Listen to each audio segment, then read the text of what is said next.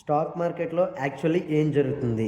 చార్ట్స్‌లో మనం చూసేది candle sticks మాత్రమే. కానీ ఆ క్యాండిల్స్ వెనక ఏం జరుగుతుందో తెలుసా? Buyers versus sellers. బయర్స్ అంటే డిమాండ్, సెల్లర్స్ అంటే సప్లై. ఎవరు ఎక్కువ అగ్రెసివ్‌గా ఉంటారో వాళ్ళ సైడ్ ప్రైస్ అనేది మూవ్ అవుతుంది. అలానే లిక్విడిటీ. లిక్విడిటీ అంటే బిగ్ ప్లేయర్స్ డైరెక్ట్‌గా huge quantity by and cell చేయలేరు. ఎందుకంటే వాళ్ళకి లిక్విడిటీ ప్రాబ్లం ఉంటుంది. సో వాళ్ళకి లిక్విడిటీ కావాలి. అందుకే స్టాప్ లాస్ ఉన్న ప్లేసెస్‌కి మార్కెట్‌ని తీసుకెళ్తారు. లైక్ ఈ విధంగా. సో మనకి ఇన్స్టిట్యూషన్స్ గురించి మాట్లాడుకుంటే retailer traders small quantity trade చేస్తారు. ఇన్స్టిట్యూషన్స్ థౌజండ్స్ ఆఫ్ క్రోర్స్లో మనకి ట్రేడ్ అనేది చేస్తారు. వాళ్ళ ఆర్డర్స్ ఎగ్జిక్యూట్ చేయడానికి లిక్విడిటీ ఎక్కడుందని సెర్చ్ చేస్తారు. అంటే మనకి మార్కెట్లో స్టాప్ లాసెస్ని హిట్ చేసేది ఈ ఇన్స్టిట్యూషన్స్ వల్లనే.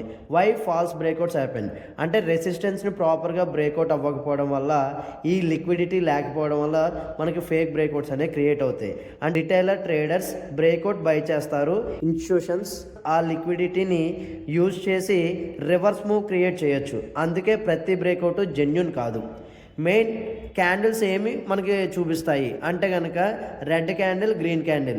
రెడ్ క్యాండిల్ అనేది సెల్లర్స్ యొక్క ప్రెజర్ని, గ్రీన్ క్యాండిల్ అనేది బయర్స్ యొక్క ప్రెజర్ని చూపిస్తుంది. అంటే మనకి క్యాండిల్ అంటే బయర్స్ వర్సెస్ బ్యాటిల్ రిజల్ట్ అన్నమాట. ప్రైస్ మూమెంట్ వెనుక ఎమోషన్స్, లిక్విడిటీ, డిమాండ్, సప్లై ఉంటాయి.